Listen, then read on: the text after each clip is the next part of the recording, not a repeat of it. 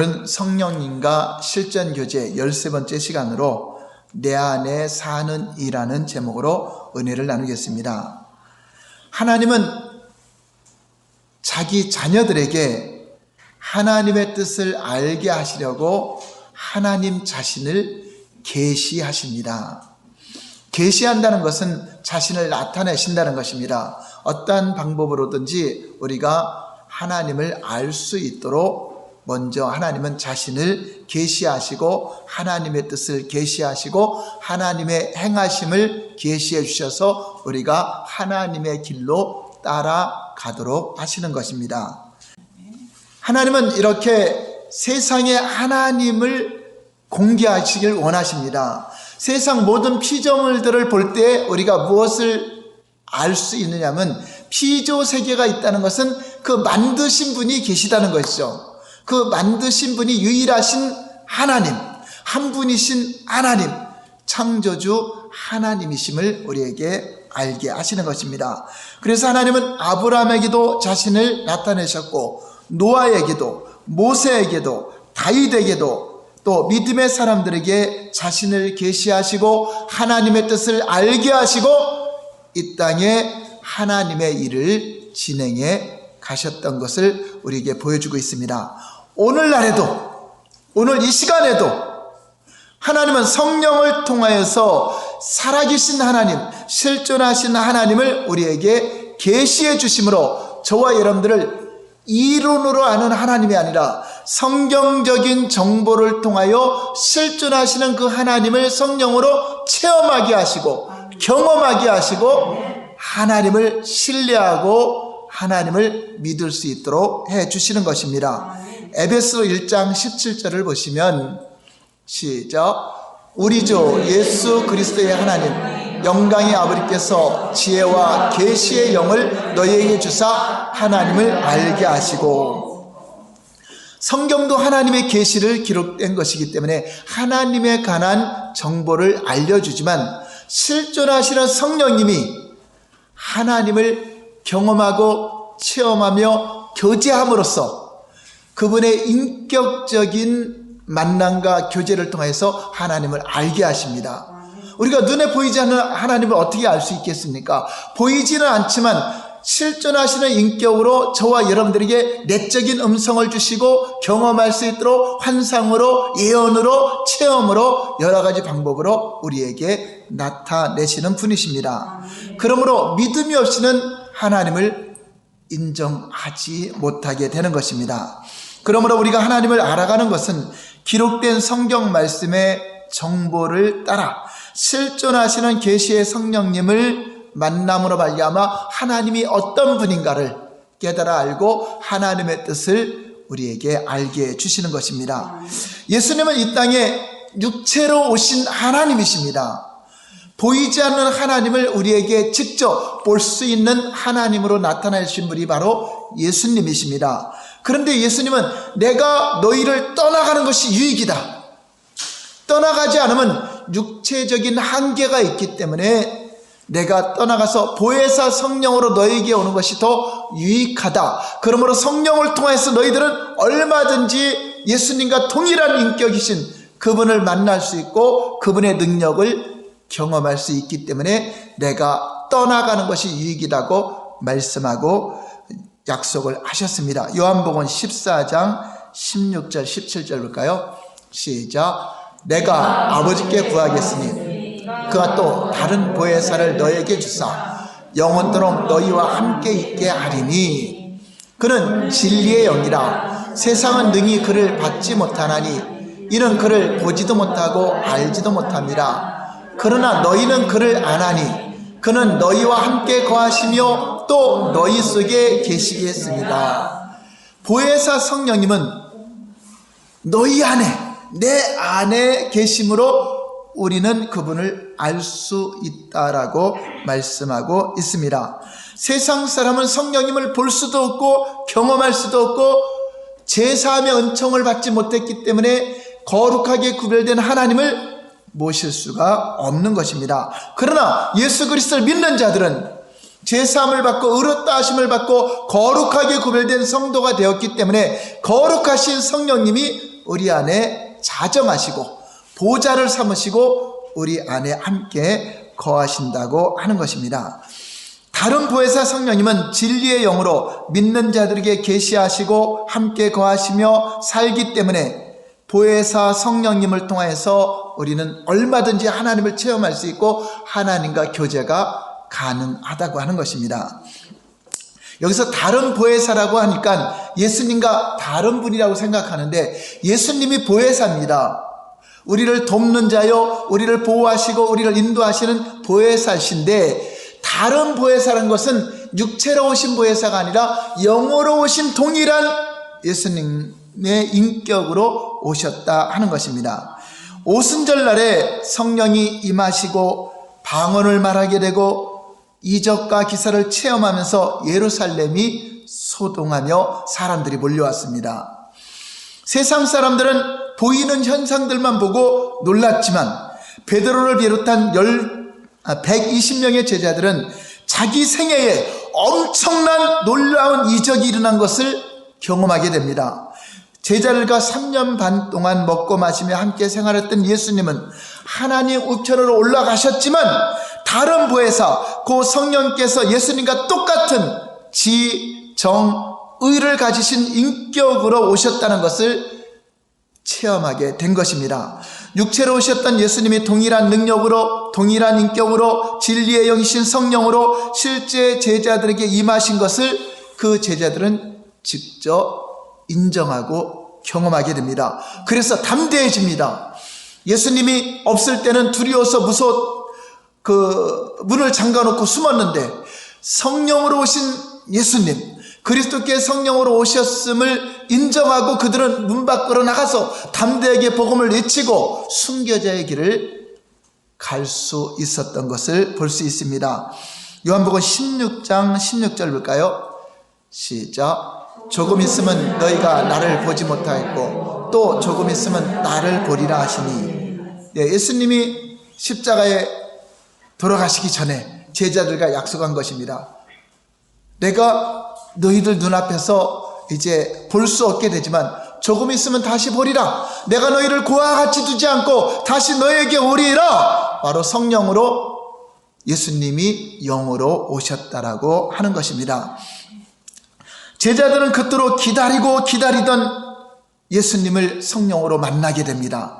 그때부터 제자들은 성령을 통하여 예수님과 교제하게 되고 성령님과 세미한 음성을 듣고 순종하며 나아갑니다.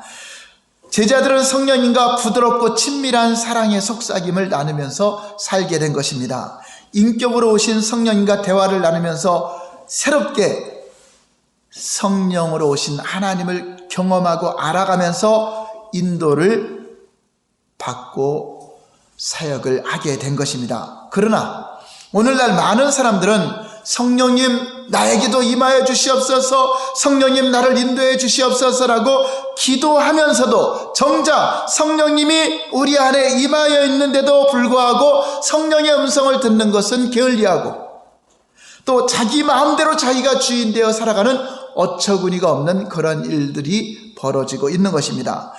그래서 성령님은 이제 지켜만 보시고 성령의 인도는 멈추고 하나님의 임재가 거쳐져 버리고 있다고 하는 것입니다. 제자들은 오순절날 성령을 받고는 성령님과 함께 살아가는 것을 점차적으로 배워가면서 그들은 정확한 성령의 인도를 받는 것에 눈을 뜨게 됩니다. 그리고 온 마음 다해 성령님을 인격적으로 사랑하게 되니 자신들의 자아는 죽어지고 오직 내 안에 그분이 사시도록, 그분의 인격이 나타나도록, 그분의 겸손, 그분의 온유, 그분의 성품, 그것을 뭐라 그러죠? 하나님의 형상이 우리를 통해서 나타남으로 옛사람이 내가 죽어지고 혈기 많던 내가 죽어지고 교만하던 내가 죽어지고 온유와 겸손과 오래 참음과 서로 용납하며 성령으로 하나 된 것을 심써 지키는 그러한 삶을 살아가게 된 것을 고백하고 있는 것입니다. 그러므로 나는 죽고 예수로 말미암아 산다라고 실제적인 고백을 하는 것입니다. 오늘 본문 갈라디아서 2장 20절을 다시 한번 잘 살펴보겠습니다. 시작. 내가 그리스도와 함께 십자가에 못 박혔나니 이제는 내가 사는 것이 아니요 오직 내 안에 그리스도께서 사시는 것이라. 이제 내가 육체 가운데 사는 것은 나를 사랑하사 나를 위하여 자기 자신을 버리신 하나님의 아들을 믿는 믿음 안에서 사는 것이라. 사도 바울을 비롯한 제자들은 성령님과 함께 하심으로 이제 나는 날마다 죽는다. 나는 옛사람이 죽어지고 나를 쳐서 복종하며 오직 내 안에 그리스도께서 사시도록, 산다는 건 뭐죠? 그분이 일하시도록, 그분이 하시고자 하는 일을 하도록 내어준다고 하는 것입니다. 한번 따라서 할까요? 내 안에 사는 이 예수 그리스도십니다.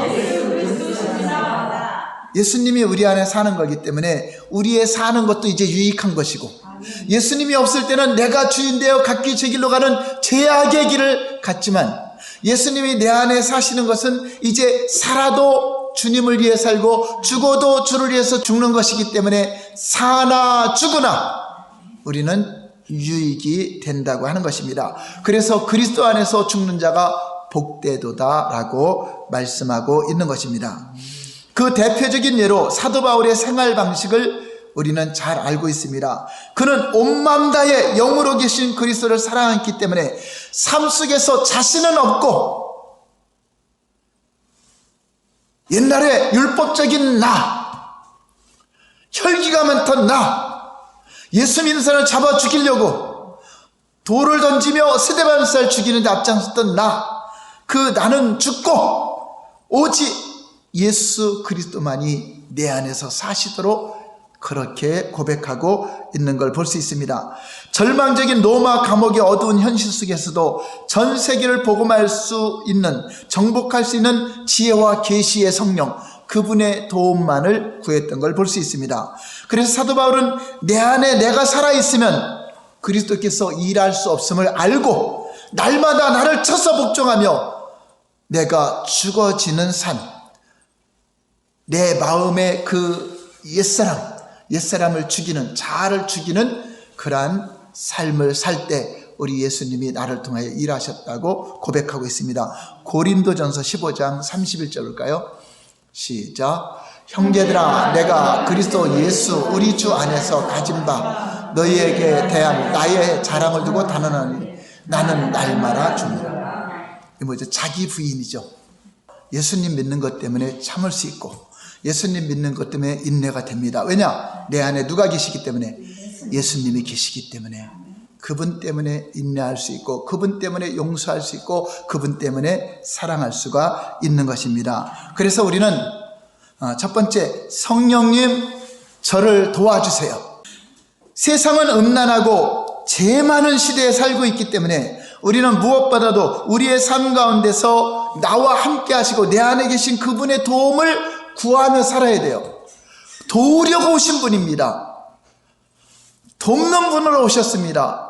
물론 왕이시고 주인으로 오셨지만 내가 연약할 때 말할 수 없이 탄식하시며 우리를 위해서 기도하시고 도우러 오신 분이기 때문에 성령님 도와주세요 라고 우리는 요청을 해야 돼요. 왜죠? 인격이시기 때문에. 그렇잖아요. 누군가 저에게 도와달라고 해야 제가 도와주죠. 전화라도 해야 주차장 문을 열어주러 가죠. 문자라도 보내줘야 기도할 때 그 사람에게 안수 기도를 해주죠. 네, 요청하지 않으면 그냥 또 아무 때나 가서 기도해주고 아무 때나 왔다 갔다 하면은 또 싫어할 수도 있기 때문에 구하는 자가 받는 것입니다. 할렐루야. 아멘. 그래서 성령님은 인격이시기 때문에 구하여야 할지니라. 아멘. 내가 에덴 동산 같은 약속을 너에게 주었더라도 나의 사랑하는 백성들이 기도해야 할지니라라고 말씀하고 있습니다. 그러므로 우리는 정결한 신부로서 세상을 정복하고 하나님 나라를 전파하는 일을 하고자 할 때 성령님의 도움 없이는 절대 불가능하다는 사실을 인정하고 성령의 권능으로 복음을 전하고, 왜냐하면 그냥 도움 없이 전하다가 공격을 받을 수 있어요. 때로는 하나님의 놀라운 부흥이 일어나거나 하나님의 놀라운 역사가 일어날 때 우리가 하나님의 도움을 구하지 않고 전쟁을 치르고 일하려고 하면 또 상처를 받을 수 있고 공격을 받을 수가 있습니다. 그래서 그러한 때, 막 부흥이 일어나려고 할 때, 하나님의 놀라운 역사를 이루려 할 때, 여러분이 전도하러 가려고 할 때, 여러분이 어떤 중요한 사업의 일을 하려고 할 때, 성령님 저를 도와주시옵소서. 여러분 안에 계세요. 이거는 큰 소리로 안 해도 돼요. 전화로 안 해도 알아들어요.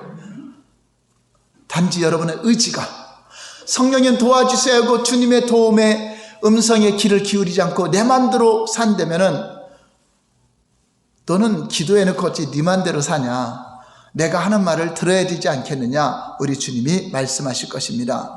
그러므로 우리는 걸어가거나 또 사람을 만나거나 어떤 일을 할 때, 또 중대한 일을 할 때마다 매 순간 성령님의 인도를 구해야 돼요. 그래서 우리 겉으로는 사람하고 대화하고 있더라도 속으로는 주여 역사해 주시옵소서, 예수님 도와주세요, 성령님 지혜를 주세요, 성령님 역사해 주세요. 그러면 신기하게도 모든 상황 속에서 성령님이 일하는 걸 보여요. 사람의 마음을 움직이는 걸 볼 수 있고 그 일을 행하시는 걸 보여요. 눈으로는 안 보여도, 바람이 눈으로는 안 보여도 바람이 지나가는 곳에 이런 현상이 나타나는 것처럼 성령님은 보이지 않아도 일하시는 것은 우리가 볼 수 있다고 하는 것입니다. 그러므로 열심히 일하거나 걸어가는 중에도 너무나 사물에만 집중하지 말고 눈을 돌려서 내 앞에 계신 성령님을 바라보면서 도움을 구하는 것입니다. 그러면 순간순간 의식적으로도 성령님 저를 도와주세요 이거 말씀하시면 성령님이 움직이시면 천군 천사들이 움직입니다. 우리가 열심히 아무리 하려고 해도 성령님이 한번 움직이시면 너무나 쉽게 해결될 수도 있다고 하는 것입니다. 잠언 3장 6절 우리 잘 아는 내용이죠. 다 같이 시작.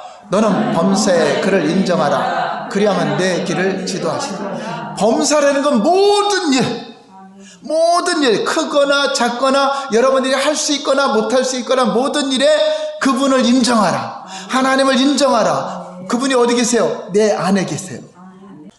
사도 바울은 사역을 할 때에도 하나님과 함께 일하는 자라고 고백하고 있습니다. 고린도후서 6장 1절 볼까요? 시작. 우리가 하나님과 함께 일하는 자로서 너희를 권하노니 하나님의 은혜를 확대히 받지 말라. 예, 사도 바울이 혼자 일하고 있어요? 하나님이 함께 일하고 있어요? 예, 저와 여러분들이 일하고 어디를 갈 때도 혼자 가는 것이 아니라 성령님과 함께 가는 거죠. 여러분이 숨 쉬는 것도 성령님과 같이 호흡하는 겁니다. 함께 사는 겁니다. 요나단도 하나님과 함께 일하는 자였고 다윗도 하나님과 함께 일하며 전쟁터에 나갔습니다. 에녹이나 요셉도 다니엘도 철저하게 하나님과 함께 동행했던 사람들입니다. 그러므로 우리도 언제 어디서 무엇을 하든지 성령님을 전적으로 의지하며 성령님과 함께 일하고 계심을 인정하고 감격하고 그분께 도움을 구하시기 바랍니다. 그러므로 매 순간마다 이렇게 고백하는 것입니다. 성령님 저를 도와주세요. 함께 가실까요? 함께 일할까요? 그러면 성령께서 천군 천사를 동원하셔서 우리의 가는 길을 지도하시고 가는 길에 안전하게 보호해 주시고 역사하는 것입니다. 불 가운데 지나가도 불꽃이 사르지 않게 하시고 물 가운데 지나가도 물이 우리를 침몰하지 않도록 하나님이 도와주십니다. 여러분 생각만 해도 기쁘지 않습니까? 이 놀라운 사실을 우리가 인정만 해도 실제는 우리 마음속에 남이 알지 못하는 그 기쁨이 얼굴에 나타나야 돼요. 그거 감출 수가 없죠. 네, 그런 사람이 기쁨을 감출 수가 없는 그것을 여러분들이 경험해요. 자, 그거는 일부러 만들어지는 게 아니라 그분을 진짜 인식할 때, 그분을 진짜 인정할 때 그것이 나도 모르게 그 안에서 감출 수 없는 기쁨으로 나타내진다고 하는 것입니다. 그러므로 성령님을 항상 의지하고 내 앞에 모시고 사는 자에게는 하나님이 내 안에서 그것을 인정하는 자에게 기쁨과 즐거움과 하나님의 주시는 평안을 주는 겁니다. 억지로 만들어내는 것이 아니라 하나님이 우리 안에서 주는 겁니다. 그래서 세상 사람들은 즐거워서 파티하고 막 놀기도 하잖아요. 그 즐거움이 아니라 세상 즐거움 다 버려도 하나님은 우리에게 세상이 줄 수 없는 평안을 주시고, 세상은 어떤 환경이 주어질 때 평안하다 생각하지만 진짜 심령에 평안이 없는데도 평안하다고 착각할 수 있어요. 그러나 우리 하나님은 상황과 상관없이 그 심령에 평안을 주시고 기쁨을 주시고 하나님의 즐거움을 우리에게 주는 것입니다.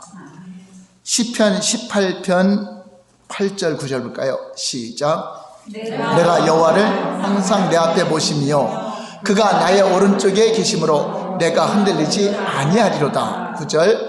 이러므로 나의 마음이 기쁘고 나의 영도 즐거워하며 내 육체도 안전히 살리니. 항상 성령님을 내 안에, 내 앞에 모시고 경외하며 살아가는 자는 심령의 기쁜 곳에서부터 하나님의 주시는 기쁨과 즐거움과 감사가 넘쳐나게 된다고 하는 것입니다. 이 놀라운 비밀이신 예수님, 그 예수님이 주시는 건데 우리가 인정만 해도, 여러분 혼자 있을 때라도 그분을 인정만 해도 실제는 자랑스럽고 영광스럽고 기쁨을 가질 수가 있다고 하는 것입니다. 그러니까 기쁨의 근원을 여러분 세상적인 것에 두지 말고 누구한테 둬야 돼요? 예수님께 둬야 돼요. 그분에게 두면은 어떠한 상황과 상관없이 기쁨을 유지할 수가 있는 것입니다. 이 놀라운 사실이 믿어지시면 아멘. 아멘. 11장 2절 볼까요?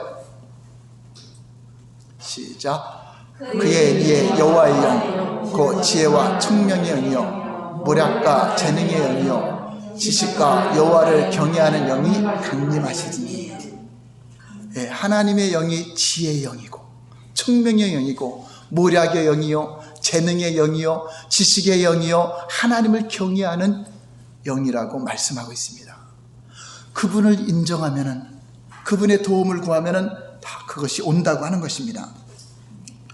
그러므로 우리는 성령님께 도움을 구하면 하나님의 그 놀라우신 그분의 기름 부음이 임하여서 우리에게 천재적인 각양 능력과 권능도 나타날 수가 있는 것입니다. 할렐루야. 그러므로 매 순간마다 지혜의 신이신 성령님, 제가 지혜롭게 맡겨진 사역을 감당할 수 있도록, 지혜롭게 일할 수 있도록 경영의 지혜도 주시고 요리할 때도 지혜를 주시고 하나님께 지혜를 구하시기 바랍니다.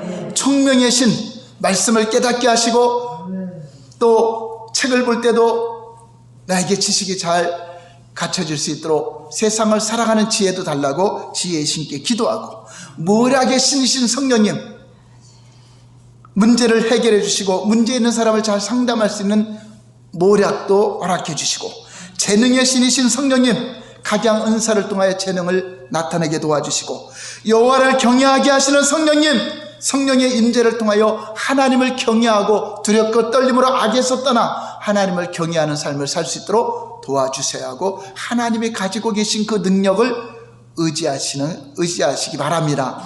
성령님은 우리의 연약함을 돕기 위하여, 우리가 하나님 뜻대로 살도록 돕기 위하여 오신 거룩하신 하나님의 영이십니다. 그러므로 적극적으로 도움을 청하고 매달려서 성령님께 도움을 구해야 돼요. 우리는 하나님이 알아서 좀 해주면 좋은데, 근데 알아서 해주면 하나님이 하신 줄 몰라요. 사람들은 배은망덕해요. 그래서 하나님께 기도해서, 기도 안 해도 될 일, 기도해도 되는 일은, 안 해도 되는 것은 하나님이 했다고 생각 안 해서 하나님께 감사할 줄 몰라요. 근데 기도하고 되는 것은 하나님께 감사하게 됩니다. 그래서 하나님께 구한다는 것은 하나님을 인정하는 것입니다. 저도 오늘은 이렇게 멀쩡하게 머리도 아프고 막 배도 아팠었는데 깨끗이 났어요.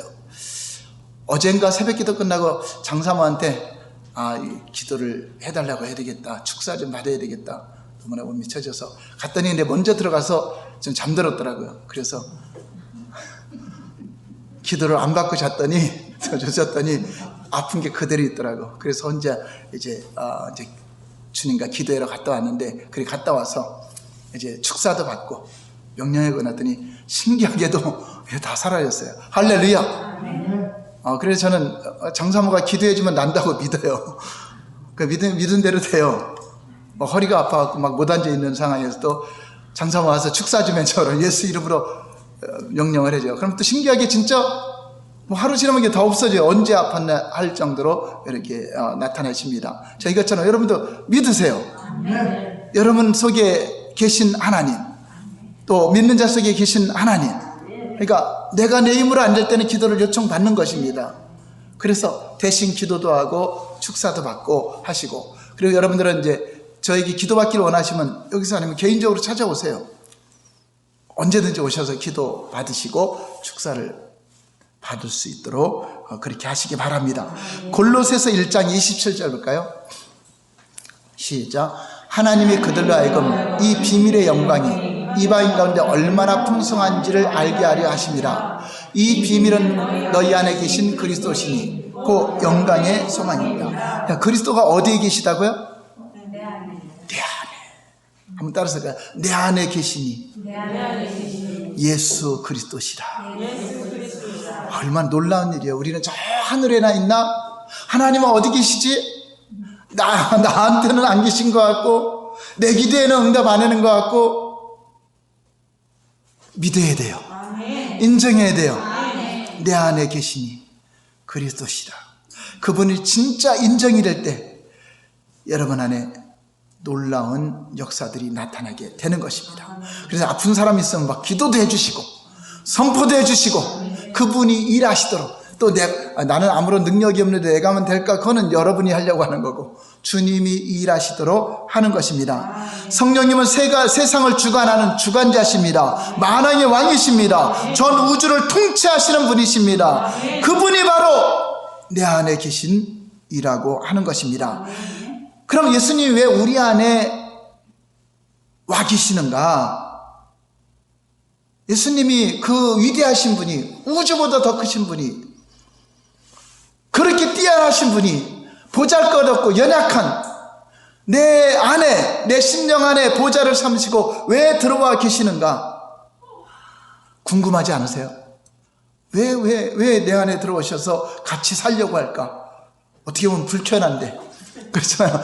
나의 삶과 거룩하신 분과 비교할 수 없잖아요. 너무 위대하신 분하고 같이 사는 게 불편하잖아요. 대통령하고 맨날 같이 우리가 보좌관이 되면은 안 불편한데, 우리는 그냥 백성인데 왕하고 계속 같이 있는 게 얼마나 불편합니까? 그런데 그분이 왜 우리 안에 와서 그렇게 살고 싶어 하실까? 데살로니가 전서 5장 10절 볼까요? 시작. 예수께서 우리를 위하여 죽으사 우리를 하여금 자든지 자기와 함께 살게 하려 하십니다. 예수님이 우리를 너무나 사랑해서 죽기까지 하시고, 대신 죽기까지 사랑하시고 같이 살려고, 그래서 결혼 제도를 만든 겁니다. 결혼하면 따로 살려고 결혼해요? 같이 살려고 결혼해요? 그래서 성경은 비유로 다 예수님이 신랑이고 너희가 신부다. 결혼해서 살고 싶다는 그것을 눈에 안 보이니까 비유로 다 결혼 제도를 만든 겁니다. 우리 천국 가면 결혼 안 해요. 각각 천사들처럼 하나님 안에서 같이 사는 건데, 이 땅에서 하나님의 사랑, 하나님의 그 뜻을 비유하기 위해서 결혼 제도가 있는 겁니다. 아담과 하와를 따로 살게 하지 않고 이끌어 주셔서 하나가 되게 한 것은 결혼 제도죠. 이것처럼 우리 하나님이 우리랑 이렇게 결혼하여 함께 살고 싶어 한다. 지능도 하나님에 비교하면 우리 너무나 작은데, 우리는 하나님을 사랑한데도 그 사랑이 얼마만큼 크지도 못하고, 그렇잖아요. 누구 대신 죽으라는 칼이 무서워서 안 죽잖아요. 근데 하나님은 우리를 위해서 대신 십자가를 지실 정도의 사랑인데, 그분과 우리가 같이 산다는 게 이 말이 안 되잖아요. 그런데 그분이 함께 살고 싶어서, 너희가 육체가 있어서 살아있든지 또 육체를 떠나서 잠자는 것처럼 죽어있는 그때라도 영원히 함께 살고 싶어한다. 이것은 사랑하기 때문에, 우리를 사랑의 대상으로 지었기 때문에 그렇다 하는 것입니다. 이렇게 사랑하시니까 아들을 주셨는데, 아들과 함께 무엇인지 안 주겠느냐? 담대하게 구하시기 바랍니다. 필요한 거 구하시기 바랍니다. 사랑하는 그분은 다 줄 수가 있어요. 여러분들이 정욕으로 잘못 쓰려고 구하는 거 아니면, 사랑하는 자에게 좋은 집을 주시기를 원하시고 건강도 주시기를 원하시고 더욱더 많은 사랑을 주시기를 원하시니까 우리 하나님께 구하시기 바랍니다. 너희가 받지 못하면 구하지 아니함이라 그랬잖아요. 그 구해도 또 받지 못하는 것은 잘못 구할 때 그런 것입니다. 요한복음 14장 21절 볼까요? 시작. 나의 계명을 지키는 자라야 나를 사랑하는 자니 나를 사랑하는 자는 내 아버지께 사랑을 받을 것이요 나도 그를 사랑하여 그에게 나를 나타내리라. 하나님은 우리를 사랑해서 오셨어요. 그러니까 우리도 사랑해야죠. 하나님을 사랑하면 그의 계명을 지키리라. 하나님을 사랑하면 신랑의 말을 듣는다. 그 말을 듣고 살려고 할 때 우리를 통해서 내가 너와 함께하고 있다는 걸 나타난다는 것입니다. 세상에 공개하시고 나타내셔서 내가 너를 이렇게 사랑하고 있다, 내가 너를 이렇게 보호하고 있다, 내가 너와 함께하고 있다는 것을 증거하고 있다고 하는 것을 믿으시기 바랍니다. 고린도서 13장 5절 볼까요? 시작.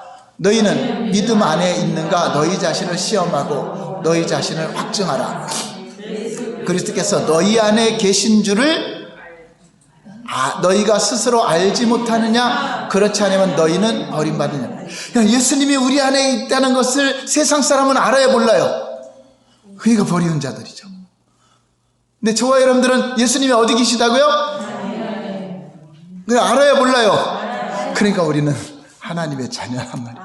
세상 사람은 같이 함께 계시지도 않지만 그걸 모르는 자들이고 우리는 하나님이 내 안에 내가 주님 안에 있다는 것을 믿음으로 인정하고 아는 자, 그런 자가 하나님의 자녀요 버림받지 않는 것입니다. 그래서 사도 바울은 나는 내 속에서 그분이 능력으로 역사하신다, 그래서 일한다 하는 것처럼 우리도 그렇게 일해야 됩니다. 골로새서 1장 29절 읽고 마치겠습니다. 시작. 이를 위하여 나도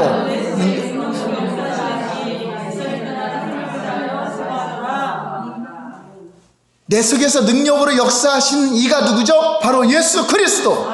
그분의 역사를 따라서 나도 함께 동역하며 힘을 다해 수고한다. 나 혼자 일하는 것이 아니라 내 속에서 그분이 치유하시고 내 속에서 그분이 전도하시고 내 속에서 그분이 하나님 나라를 증거하는 것처럼 나도 그 일에 함께 동역한다. 나도 힘을 다하여 수고하노라라고 고백하고 있는 것입니다. 그럼 오늘 여러분들이 알아야 될 것은 그분이 내 안에 계시다. 능력으로 역사하시는 분이시다. 그럼 무엇이 염려가 되겠는가? 여러분 염려하고 있는 거 다 주님께 맡기시고 도움을 구하시기 바랍니다. 한 절이 더 있네요. 빌립보서 2장 13절 시작. 너희 안에서 행하시는 이는 누구? 하나님이시니 자기의 깊으신 뜻을 위하여 너희에게 소원을 두고 행하게 하시나니 할렐루야. 너희 안에서 내 안에서 일하시는 이는 하나님이시다. 그분이 내 뜻을 이루는 것이 아니라 하나님의 기쁜 뜻을 이루기 위해서 우리에게 하나님의 소원을 주신다. 하나님의 소원이 나의 소원이 되고 하나님의 기도가 나의 기도가 되고 하나님이 세상을 향할 목적이 저와 여러분들이 목적이 될 때 그 놀라운 그 소원이 이루어지고 하나님이 능력으로 역사하시는 것을 날마다 경험하고 체험하는 저와 여러분 되시기를 예수님 이름으로 축원합니다. 할렐루야. 기도하겠습니다.